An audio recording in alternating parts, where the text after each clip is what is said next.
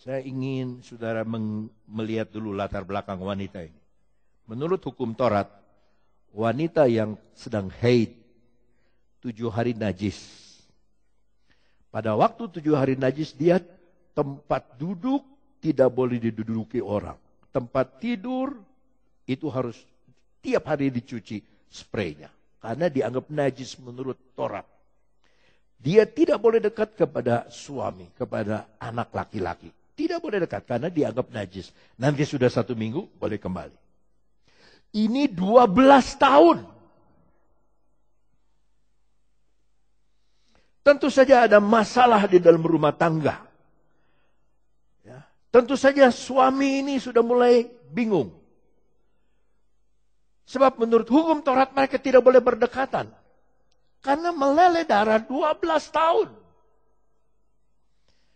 Dan yang kedua, mereka sudah cari segala macam dokter. Saya dengar ada anak kecil di dalam. Itu dokter dari dokter spesial sampai semua dia sudah, dan uangnya sudah habis. Tapi telinganya terbuka, dia dengar tentang Yesus.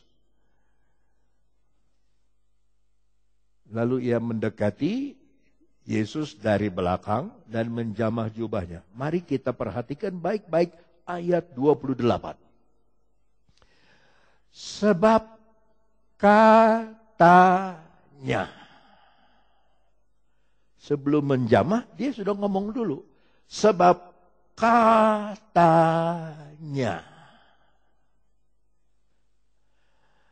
Sebab katanya. Sebab katanya. Dokter udah gagal. Uang gagal. Jangan saudara bersandar sama uang. Gagal. Habis uang. Tidak bisa. Sebab katanya. Asalku jamah saja jubahnya.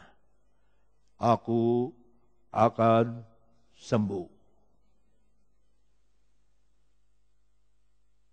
Dia bicara kepada persoalan, dia bicara kepada gunung yang sudah 12 tahun menggelayuti dia. Dia berkata, sebab katanya,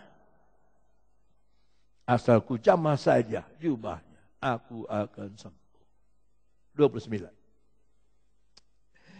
Seketika itu juga berhentilah pendarahannya dan ia merasa bahwa badannya sudah sembuh dari penyakitnya. 30. Pada ketika itu juga Yesus mengetahui bahwa ada tenaga yang keluar dari dirinya. Lalu ia berpaling di tengah orang banyak dan bertanya, siapa yang menjamahku? 31. Murid-muridnya menjawab, engkau melihat bagaimana orang ini berdesak-desakan dekatmu dan engkau bertanya siapa yang menjamah aku? 32. Lalu ia memandang sekelilingnya untuk melihat siapa. Karena dia tahu ada yang menyamah dia lain. Yaitu dengan iman. Karena katanya. Siapa yang telah melakukan hal ini? 33. Perempuan itu yang menjadi takut dan gemetar. Ketika mengetahui apa yang telah terjadi atas dirinya, tampil dan tersungkur di depan Yesus dan dengan tulus memberitahukan segala sesuatu kepadanya.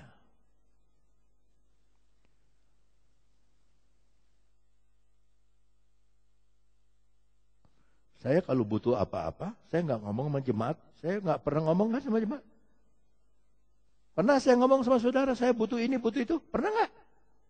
Saya ngomong sama yang punyanya, bos. Yesus saya butuh ini.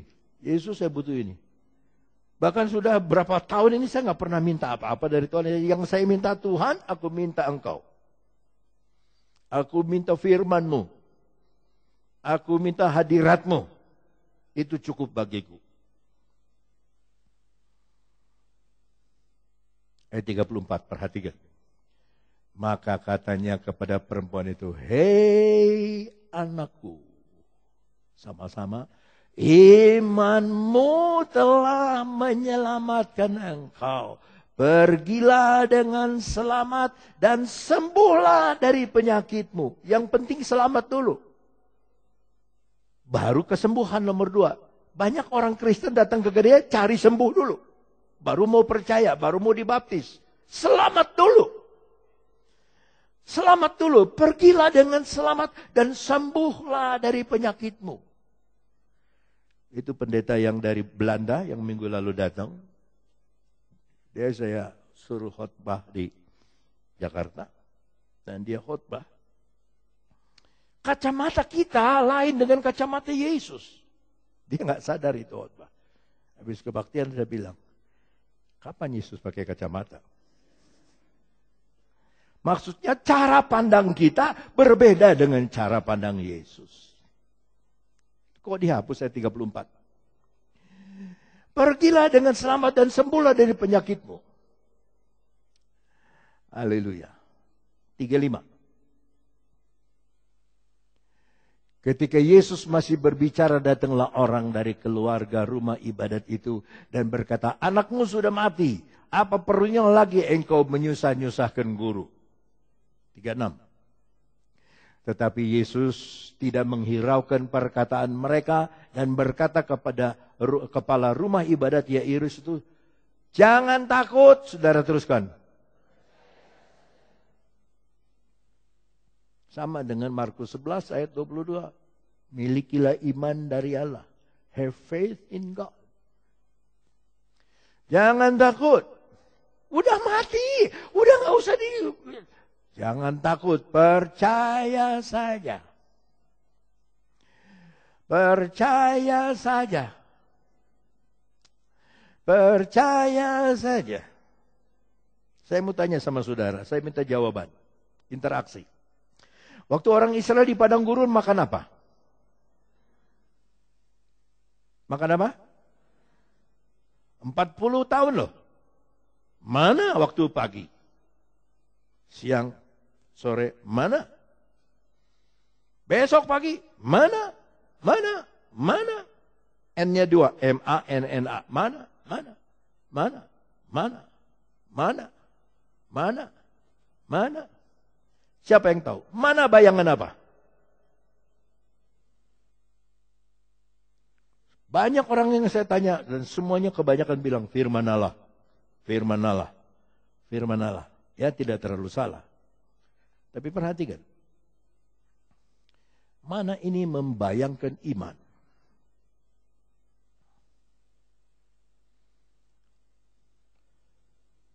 Mana ini membayangkan iman?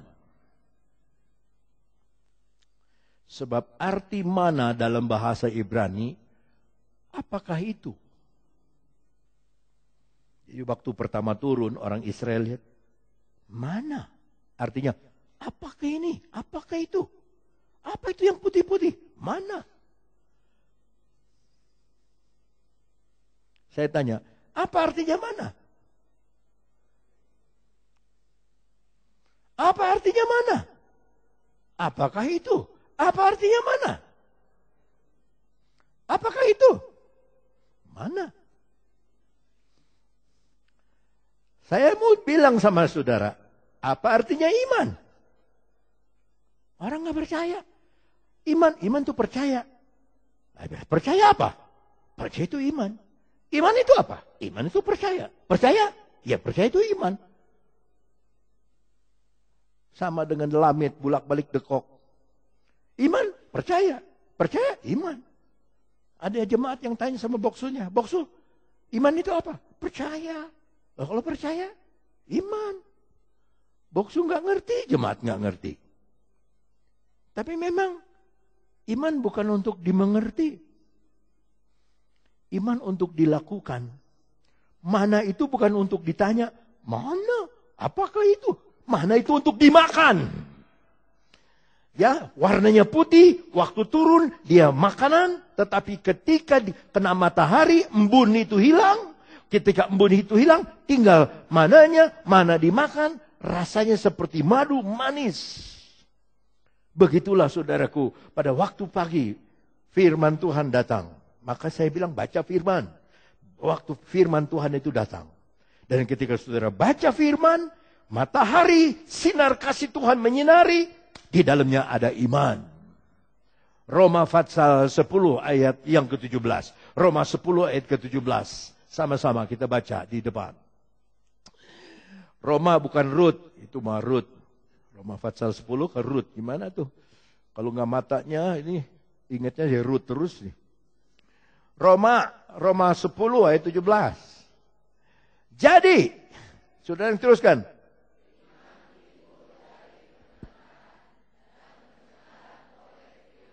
Mana itu? Firman Allah memang, tetapi ketika disinari oleh kasihnya Tuhan matahari kebenaran, hilang itu embun, tinggal mananya? Iman. Maka iman itu bersembunyi di dalam firman Allah. Kurang dengar firman Allah, kurang iman. Banyak dengar firman Allah, banyak iman. Maka kalau saudara-saudara sedikit khawatir, sedikit takut, sedikit bimbang, itu tanda bahwa saudara kurang firman, kurang firman, kurang firman, kurang firman.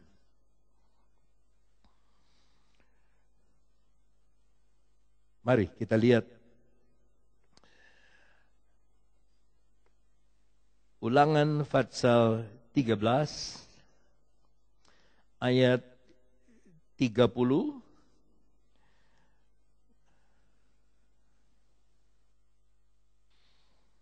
Ulangan pasal 13 ayat 30.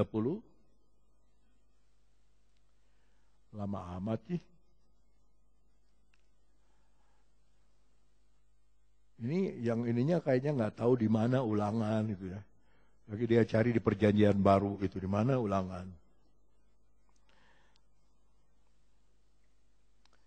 Come on, Ulangan. Yang sudah dapat baca. 2, 3. 2. Hah? Bilangan.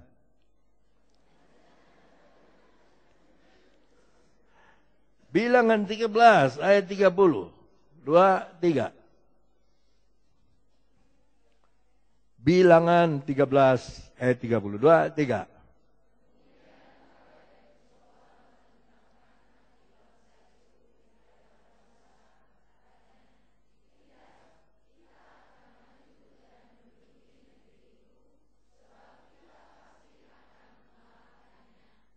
Perhatikan satu kata-kata apa? Kata apa? Satu kata kok.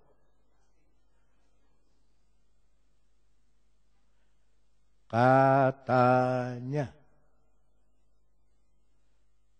Perempuan tadi yang meleleh sebab katanya. Sekarang Yosua dan Kaleb, 2 dari 12 minoritas. Yang 10 orang bilang gak bisa kita lawan.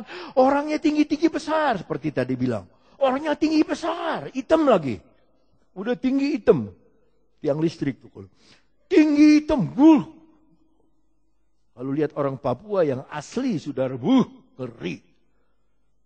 Nomor sepatu 52. Nomor sepatu. Makanya gak ada yang bisa menang. Barungan jeung orang Papua main sepak bola. Ya. Diadu suku kalau kabar. Kenapa? Karena kakinya besar. Mereka kalau ke pasar lari. Kalau orang Papua ke pasar, ini anak beli di pasar ikan, lari ke pasar. Mari bersiul kayak tadi main gitar. Bersiul, pulang lari lagi. Udah biasa mereka. Naik gunung, turun gunung, udah biasa. Yang di sini kan naik turun angkot. Ngelawan yang naik turun gunung. Ya kalah. Maka Persipura berkali-kali jadi juara PSSI. Karena apa? Karena nafasnya panjang. Makanya jangan takut sama yang orang tinggi hitam. Nafasnya panjang. Panjang umur. Maka yang hitam itu janganlah kecil hati kalau dibilang hitam. Janganlah. Kecil hati. Ya.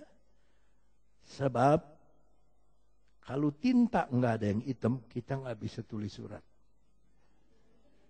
Kalau tinta semua warnanya putih nggak bisa tulis surat. Maka saudara jangan menghina. Presiden Amerika saja sekarang kulit hitam, gedung putih juga harus diganti jadi gedung hitam. Tidak, kita akan maju dan menduduki negeri itu. Sebab katanya, positif sekali. Kita akan maju dan menduduki. Dalam Bilangan 14,